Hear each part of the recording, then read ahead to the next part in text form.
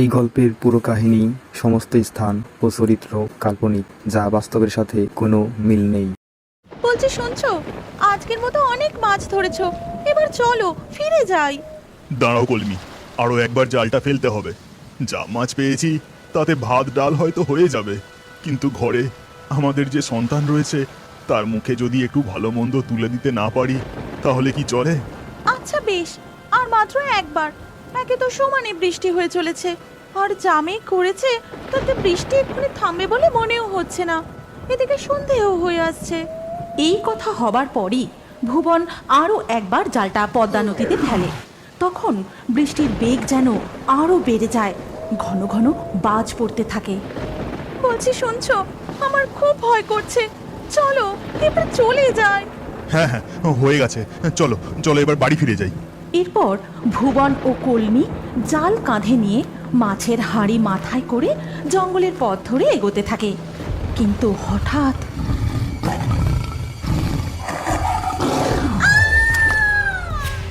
কলমি, এ কি হয়ে গেল? বাঁচাও বাঁচাও, কে কোথায় আছো? বাঁচাও, আমি আসছি কলমি, আমি আসছি। বাঘ কলমিকে টানতে টানতে জঙ্গলের গভীরে যেতে থাকে। ভুবন জাল মাছের হাঁড়ি ফেলে কলমিকে বাঁচাতে বাঘের দিকে এগিয়ে যায়। তুমি আমাকে আর বাঁচাতে এসো না, নইলে আমার সাথে সাথে বাঘ যে তোমাকেও শেষ করে দেবে। তুমি আমাদের মেয়ের যত্ন নিও, ওকে দেখো, ফিরে যাও, ফিরে যাও। আর এই কথা শুনে ভুবনও থমকে যায়। সে হাউ হাউ করে কাঁদতে থাকে। তখন বাঘটা কলমিকে নিয়ে জঙ্গলের মধ্যে অদৃশ্য হয়ে যায়। এ কি হয়ে গেল কলমি? বাড়ি গিয়ে মেয়েকে কি বলবো? সে যখন জিজ্ঞাসা করবে মা কোথায়, তখন আমি কি বলবো? কি বলবো আমি? এরপর আবারও একবার বাঘের গর্জন শোনা যায়, আর সেই ডাক শুনে ভুবনের চেতনা ফেরে। আমাকে এক্ষুনি জঙ্গল ছেড়ে বেরিয়ে ঘরে যেতে হবে, ঘরে মেয়ে একা আছে। এরপর ভুবন ঘরে ফিরে আসে। তারপর থেকে সে একাই মেয়ের দেখাশোনা করে। ছোট্ট মেয়েটির তখনও কথা ফোটেনি। সে শুধু কাঁদে আর খোঁজে তার মাকে। আর কাঁদিস না রে মা, এবার একটু শান্ত হ। সে যে আর আসবে না, আর আসবে না। তোর এই অধম বাবার অন্ধকার ঘরে সে যে আর প্রদীপ জ্বালাবে না। এইভাবে ধীরে ধীরে ভুবনের মেয়ে তুলি বড় হতে থাকে। ভুবন তাকে অতি যত্নে মানুষ করতে থাকে। একদিন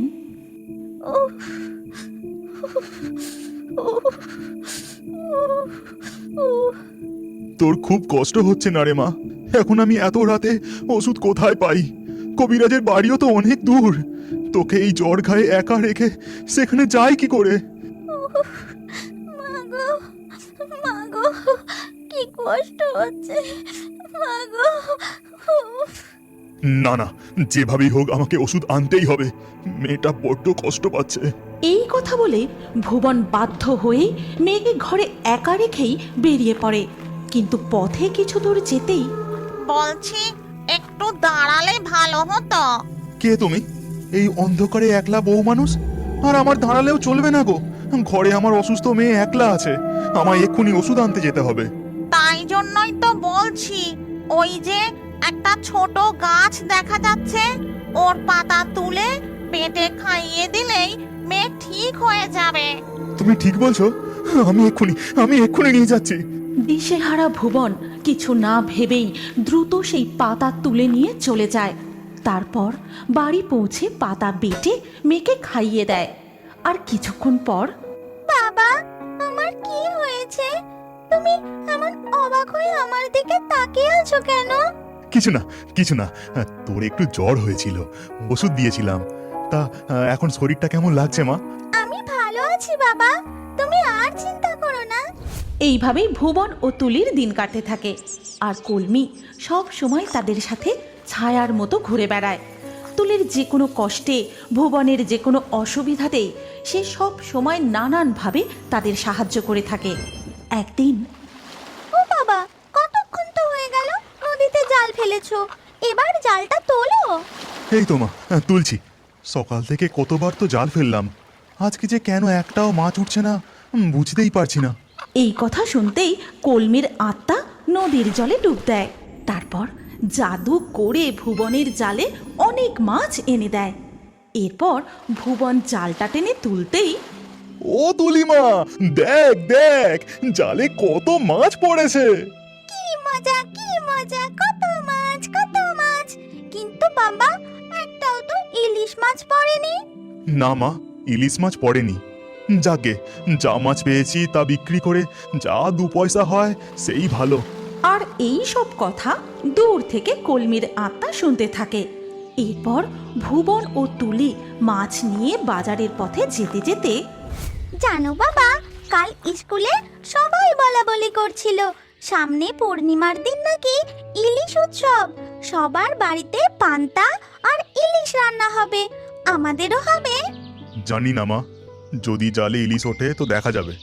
চল এখন পা চালিয়ে চল তাড়াতাড়ি, হাট উঠে গেলে মাছ বেচবো কখন? বাহ, চারিদিক থেকে কি ইলিশ মাছ ভাজার গন্ধ আসছে। ইলিশ মাছ খাওয়ার ইচ্ছেটা যেন বেড়েই চলেছে। এরপর তুলি ও ভুবন হাটে গিয়ে মাছগুলো বিক্রি করে ঘরে ফিরে আসে। কিন্তু সেই দিনই সন্ধে নাগাদ ভুবনের শরীর খারাপ করে। আর তারপর থেকে তার সর্দি জ্বর কাশি যেন সারতেই চায় না। আজও শরীরটা ভালো হলো না। দেখতে দেখতে 4 দিন পেরিয়ে গেল।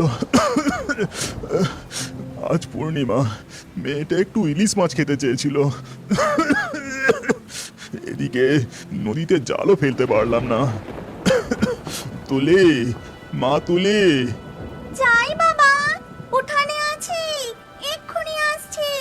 তুলি তাড়াতাড়ি করে ঘরে চলে আসে। ডাকছিলে বাবা, কিছু দরকার ছিল? জল দেব? ওরে না রে, অত চিন্তা করতে হবে না। এই কপাল পোড়া বাপের আর কত যত্ন করবি। হ্যাঁ রে, তুই কিছু খেয়েছিস? হ্যাঁ বাবা, ঘরে মুড়ি ছিল, জল দিয়ে মুড়ি খেয়েছি।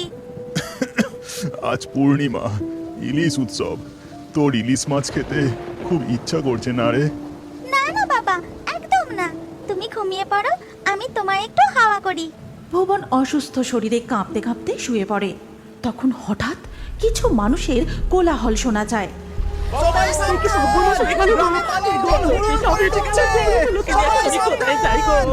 তখন একটা লোক তুলিদের বাড়ির বাইরে দাঁড়িয়ে চিৎকার করে তুলিকে ডাকতে থাকে। তুলি, তুলি, তাড়াতাড়ি শোন একবার। কি বলছো কাকা, কি হয়েছে? ও তুলি, বাবাকে নিয়ে ঘরেই থাকিস, বেরোস না যেন।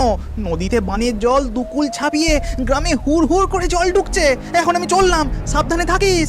কিছুক্ষণের মধ্যেই বানের জল হুড় হুড় করে তুলিদের উঠান পর্যন্ত চলে আসে। আর সেই জলের সাথে বাবা, পানির জলে উঠানে কত ইলিশ মাছ ভেসে এসেছে, দেখবে এসো। যাই, আমি তাড়াতাড়ি করে জালটা নিয়ে আসি। এই বলেই তুলি ছুট্টে ঘরে চলে যায়। তারপর জাল এনে অনেক অনেক ইলিশ মাছ ধরে। আর তুলির এই আনন্দ দাওয়ায় বসে ভুবন দেখতে থাকে। আর গাছের ডালে বসে দেখে কলমির আত্মা। বাবা, তুমি ঘরে গিয়ে শুয়ে পড়ো, আমি চট করে উনুনটা জ্বালিয়ে 2টো ভাত ফুটিয়ে নিয়ে আসি, আর সাথে ইলিশ মাছ ভাজা। সাবধানে করিস মা, আনন্দের চোটে আবার বিপদ বাঁধিয়ে ফেলিস না।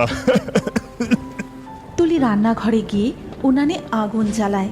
তার কচি কচি দুটি হাতে গরম গরম ভাত ও ইলিশ মাছ ভাজা রান্না করে। তারপর থালায় ভাত ও মাছ ভাজা সাজিয়ে ঘরে নিয়ে আসে। নাও বাবা, চটপট খেয়ে নাও দেখিনি, একটুও ভাত ফেলা চলবে না কিন্তু। আর এমন মধুর দৃশ্য 2 চোখ ভরে দেখতে থাকে কলমির আত্মা। তুই কিছু চিন্তা করিস না মা, তোর এমন ছোট ছোট ইচ্ছা পূরণের যথাসাধ্য চেষ্টা আমি করে যাব। ওরে বাবা রে, কি বৃষ্টি নামলো! এই বৃষ্টিতে তো আর গাছের ডালে বসে থাকা যাচ্ছে না, কেবলই হড়কে যাচ্ছি। একদম ঠিক কথা বলেছো শাকচুন্নি। এই ভারী বর্ষায় গাছে আর থাকা যাবে না দেখছি। একটা কোনো পাকা বাড়িতে আস্তানা নিতেই হবে। দেখো, আমরা এতকাল ধরে তো মোড়ল মশাইয়ের বাড়ির বাগানের এই চাপা গাছেই রয়েছি। তাহলে মোড়ল মশাইয়ের বাড়িতে গিয়ে আশ্রয় নিলে হয় না? হ্যাঁ ঠিক আছে, কিন্তু এইভাবে তো যেতে পারবো না গো, আমাদের মানুষের রূপ ধারণ করে সেখানে যেতে হবে। এই কথা বলে মামদো আর শাকচুন্নি গরিব মানুষের রূপ ধারণ করে মোড়ল মশাইয়ের বাড়িতে যায়। কেউ আছেন বাড়িতে? কেউ আছেন? দরজাটা একটু খুলবেন। কে? কি হয়েছে? এখানে কি চাই? কাকে চাইছেন আপনারা? আগে আমরা অনেক দূর থেকে আসছি, ভিন গায়ের মানুষ। এই ভারী বর্ষায় আর এগোতে পারছি না, তাই এই পাকা বাড়ি দেখতে পেয়ে একটু আশ্রয়ের জন্য এসেছি আর কি। কি? এখানে ওসব আশ্রয় টাশ্রয় কিছু হবে না। চেনা নেই জানা নেই কোত্থেকে চলে এলো যত সব। এই কথা বলে মোড়ল মশাই মুখের উপর দরজা বন্ধ করে ঘরের ভেতরে ঢুকে গেলেন। দেখলে দেখলে একবার ব্যাপারটা, কেমন অহংকার! দুটো মানুষ বিপদে পড়েছে, তার এত বড় বাড়িতে একটুখানি জায়গা দিলে না বাপু? মনে পড়ে গেননি এই জমিদার বাবুর একমাত্র ছেলে বল খেলতে খেলতে যখন পুকুরের জলে পড়ে গিয়েছিল? মনে নেই আবার? সে কি কাণ্ড! বাড়িতে কেউ ছিল না, গিন্নিমা দুপুরবেলা তার ঘরে ঘুমোচ্ছিলেন, আর ছোট ছেলেটা বল নিয়ে খেলতে খেলতে। এই যা, বলটা তো পুকুরে পড়ে গেল। এবার কি হবে? রোখো চাকরটাও গেছে বাবার সঙ্গে, মাও ঘুমোচ্ছে। এই ভেবে ছোট্ট ছেলেটি নিজেই পুকুরের জলে নেমে বল কুড়োতে গিয়ে বাঁচাও! সেই ডাক শুনতে পেয়ে মোড়ল গিন্নি তাড়াতাড়ি করে পুকুর ঘাটে ছুটে আসেন। ওগো, কে কোথায় আছো গো? আমার ছেলেকে বাঁচাও, আমার ছেলেকে বাঁচাও। শাকচুন্নি, আর দেরি করা ঠিক হবে না, এখানে তেমন কেউ নেই, ওই ছেলেকে আমাকেই বাঁচাতে হবে। এই কথা বলে মামদো চাঁপা গাছ থেকে পুকুরের জলে ঝাঁপ দিয়ে তার লম্বা লম্বা দুটো হাত বার করে মোড়ল মশাইয়ের ছেলেকে তুলে পাড়ে শুইয়ে দেয়। আর তাই দেখে ও মা গো, এ যে ভূত! এবার কি হবে গো? এবার যে ভূতে খেলো গো! মোড়ল গিন্নি ভূতের ভয় সেখানেই অজ্ঞান হয়ে পড়ে যায়। তখন কে বাঁচিয়েছিল? এই আমি। তখন কি আমি বিচার করেছিলাম যে আমার ছেলে নাকি মোড়ল মশাইয়ের ছেলে? মামদো আর শাকচুন্নি যখন এই কথা বলতে ব্যস্ত, তখন পিছন থেকে বলছি, যদি কিছু না মনে করেন তাহলে একটা কথা বলি। আমি গরিব চাকর মানুষ, আমার অবস্থা তেমন নয়। তবে আপনারা পথিক, এই ভারী বর্ষায় কোথায় যাবেন? যদি মনে করেন তাহলে এই গরিব মানুষের ঘরে যেতে পারেন। অত কিন্তু কিন্তু করছো কেন ভাইয়া? তুমি নিজে থেকে আমাদের আশ্রয় দিতে চেয়েছো, এটাই তো আমাদের অনেক বড় পাওনা। এই কথা বলে শাকচুনি ও মামদো মোড়ল মশাইয়ের চাকর রঘুর সঙ্গে তার ঘরে যায়। আসুন, এই হলো গিয়ে আমার কুঁড়ে ঘর। এখানেই যেভাবে হোক মাথা গুঁজে রাতটুকু কাটিয়ে দিন, কাল দিনের আলোয় কিছু ব্যবস্থা করা যাবে খুন। অনেক উপকার করলে ভাই, এই উপকার আমরা চিরকাল মনে রাখবো। আপনারা একটু বিশ্রাম করুন, আমি দেখি খাবারের কি ব্যবস্থা করতে পারি। এই কথা বলে রঘু সেই মুষলধারে বৃষ্টির মধ্যে ভাঙা ছাতাটা কোনো রকমে মাথায় তুলে আবার ঘর থেকে বেরিয়ে পড়ে। এই রে, বৃষ্টির বেগ যে আরো বেড়ে গেল দেখছি, ঘরের চাল দিয়েও যে হুড়হুড় করে জল ঢুকছে। তাহলে আর দেরি কিসের শাকচুন্নি? চলো আমরা দুজন জাদু করে এই ঘরের চাল একেবারে ছাড়িয়ে ফেলি। তারপরই মামদো আর শাকচুন্নি তাদের নিজেদের রূপ ধারণ করে। তারপর হেরিং বেরিং ছট, ঘরের চাল ঠিক হয়ে যা চটপট। আর সাথে সাথেই ঘরের চাল নতুন হয়ে যায় এবং বৃষ্টির জল পড়াও বন্ধ হয়ে যায়। সঙ্গে সঙ্গেই মামদো আর শাকচুন্নি আবার মানুষের রূপ ধারণ করে নেয়। তারপর রঘু ঘরে ঢুকে বলে, কিছু মনে করবেন না, গরিবের ঘর, শুধু সিদ্ধ ভাত আর কাঁচা লঙ্কা ছাড়া কিছুই ছিল না। দুটি মাছ ভাত যে খাওয়াবো তার সামর্থ্য কোথায়? তুমি অমন করে বলো না ভাই, এমন ঝড় বাদলের দিনে এই আমাদের কাছে অমৃত। এসো, তুমিও আমাদের সাথে বসে খাও। এরপর সেই ভাত ও কাঁচা লঙ্কা রঘু, মামদো ও শাকচুন্নি তিনজনে মিলে খুব তৃপ্তির সাথে খেতে থাকে। ভাই রঘু, আর একটু লবণ পাওয়া যাবে? হ্যাঁ হ্যাঁ নিশ্চয়ই, আমি এখনই নিয়ে আসছি। উঠোন পেরোলেই আমার ছোট্ট এক ফালি রান্নাঘর, আমি যাবো আর আসবো। রঘু লবণ আনতে ঘর থেকে বেরিয়ে যেতেই শাকচুন্নি বলে, তুমি এত লবণ কি করবে? তোমার তো ভাত খাওয়া প্রায় শেষই হয়ে গেছে। আচ্ছা শাকচন্নি, আমরা যদি জাদু করে রঘুর জন্য মোড়ল মশাইয়ের পুকুরের সব মাছ ওর উঠোনে এনে দিই? এই কথা বলতেই শাকচুন্নি ও মামদো আবারও নিজেদের আসল রূপ ধারণ করে আর বলতে শুরু করে, হিরিং বিরিং ছট, মোড়ল মশাইয়ের পুকুরের মাছ রঘুর উঠানে আয় চটপট। এরপরেই হঠাৎ রঘুর গলা পাওয়া যায়। বাইরে তখন ঝমঝম করে বৃষ্টি পড়ছে, আর সেই বৃষ্টির মধ্যে উঠানে দাঁড়িয়েই রঘু চিৎকার করে বলছে, এ কি কাণ্ড গো! বর্ষায় পুকুর থেকে মাছ উঠে এসে আমার উঠোনে একেবারে প্যারেড করতে লেগেছে যে। তখন শাকচুন্নি ও মামদো আবারও মানুষের রূপ ধারণ করে বাইরে এসে দাঁড়ায়। আরে ও ভাই, তুমি কি শুধু দাঁড়িয়ে দাঁড়িয়ে দেখবে নাকি? তাড়াতাড়ি মাছগুলোকে ধরো, ওরা যে সব পালিয়ে যাবে। এরপর রঘু, মামদো আর শাকচুন্নি তিনজন মিলে রঘুর উঠোন থেকে মাছ ধরে একটা ঝুড়িতে ভরতে থাকে। আর সমস্ত মাছ ধরা হয়ে গেলে, শোনো ভাই রঘু, কাল সকালবেলা হলেই এই মাছগুলো নিয়ে গিয়ে বাজারে বিক্রি করে দিও। এই বর্ষাকালে তুমি ভালোই দাম পাবে। হ্যাঁ সে ঠিক আছে, কিন্তু দেখুন দেখিনি কি কাণ্ড! মাছ ধরতে গিয়ে আপনারা দুজন যে একেবারে ভিজে গেছেন। চলুন চলুন, তাড়াতাড়ি ঘরে চলুন। এরপর ধীরে ধীরে রাত কেটে যায়। দিনের আলো ফোটার সাথে সাথেই বৃষ্টিও থেমে যায়। তখন মামদো আর শাকচুন্নি, ভাই রঘু, তুমি আমাদের বড় উপকার করলে, তার জন্য তোমাকে আমরা কিছু উপহার দিতে চাই। এরপর মামদো রঘুকে বলে, ভাই রঘু, তুমি তোমার উঠোনে একটা বড় চৌবাচ্চা তৈরি করো, আর কাল যে মাছগুলো তুমি উঠোন থেকে ধরেছো, দেখবে এখনো পর্যন্ত একটা মাছ বেঁচে আছে, সেটিকে তুমি চৌবাচ্চায় ছেড়ে দিও। হ্যাঁ, আর সেই চৌবাচ্চা থেকে তুমি প্রতিদিন যা মাছ পাবে তা বিক্রি করে তোমার সংসার বেশ ভালোই চলে যাবে। কোনোদিন তোমাকে আর কারোর চাকর হয়ে থাকতে হবে না। আচ্ছা ভাই, এবার আমরা আসি। তবে আমাদের একটা বড় কাজ বাকি রয়ে গেল, একজনকে উচিত শিক্ষা দিতে হবে।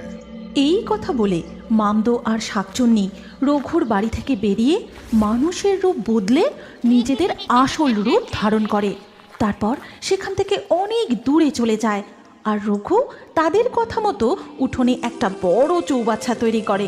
তারপরে ঝুড়ির কাছে গিয়ে দেখে, ও মাগো, এই যে সত্যি সত্যি ঝুড়ির মধ্যে এতগুলি মরা মাছের মধ্যে একটা জ্যান্ত মাছ। যাই বাবা, তাড়াতাড়ি করে গিয়ে চৌবাচ্চা ছেড়ে দিই। কাল রাতে নিশ্চয়ই আমার ঘরে ওনারা দুজন ভগবান হয়ে এসেছিলেন, ভগবান।